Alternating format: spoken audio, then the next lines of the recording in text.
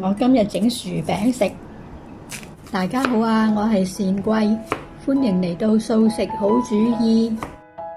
如果將啲薯仔係去皮切成細細粒拎去蒸呢，陣間壓爛佢嗰時就係容易壓爛啲嘅。不過我又想試下咁樣大大粒嚟到壓薯蓉，會唔會真係好難壓？冚翻埋個蓋，蒸腍啲薯仔先。我有個呢啲壓薯蓉嘅工具，但係非常之唔好用，因為係要好大力先壓到佢落去。陣間可能我壓佢2下，又會用翻其他嘅工具嚟壓薯蓉嘅啦，所以千祈唔好貪得意買太多呢啲工具啊！啲薯仔大概蒸咗13分鐘啦，蒸到已經係軟晒啦。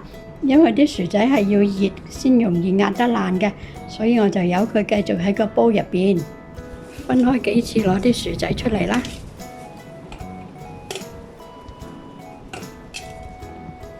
輕輕壓下個薯仔啦，咁已經係可以整咗嗰層薯仔皮出嚟嘅啦。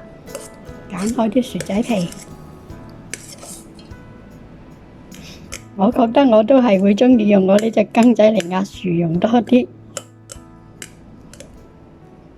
到咁上下又加啲薯仔落嚟啦。啲薯仔皮稍為攤凍啲呢，就可以嘗試用手嚟到幫助去咗個薯仔皮啦。加少少糖，少少鹽，我呢啲係印度黑鹽嚟嘅。加大概2湯匙鷹粟粉，攪勻勻佢。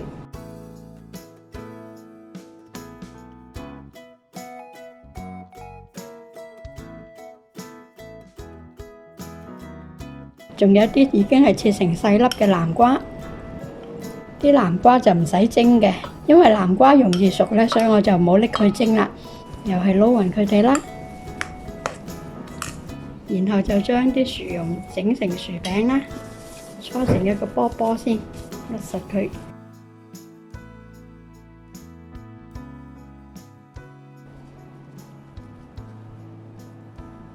整成你喜歡嘅大細就得㗎啦。等隻鑊熱咗呢，就可以放啲薯餅落嚟煎㗎啦。可以放啲薯餅落嚟煎下佢啦。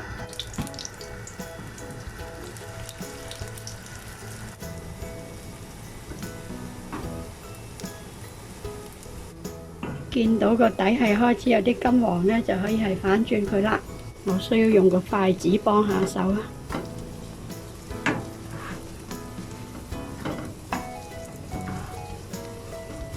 好，煎到另外嗰邊都係金黃色呢，就可以上碟啦。頭先嗰一碗南瓜粒粒，其中一部分我係用咗嚟煲番茄湯嘅，加落薯蓉嘅南瓜粒粒大概係2/3碗咁上下啦。有薯餅食啦，南瓜薯餅。我最初係加2湯匙嘅鷹粟粉落薯蓉嗰度嘅，但係開頭煎呢幾塊呢，佢嗰個黏性唔夠好，容易散開啊。於是我就將其餘嗰啲再加多2湯匙嘅鷹粟粉落去，就變咗而家呢一碟啦。加多咗鷹粟粉之後，佢就比較容易成形，冇咁易散開啦。咁即係話，如果我哋一開始加鷹粟粉呢，就可以加4湯匙甚至係5湯匙嘅鷹粟粉啊。我將生嘅南瓜粒加落薯蓉嗰度嚟到煎呢，煎好之後啲南瓜就啱啱好啦。因為南瓜好易熟啊，如果蒸好咗再同啲薯蓉一齊搓呢，就可能會搓到啲南瓜都爛晒啦。希望各位喜歡今晚嘅南瓜薯餅啦。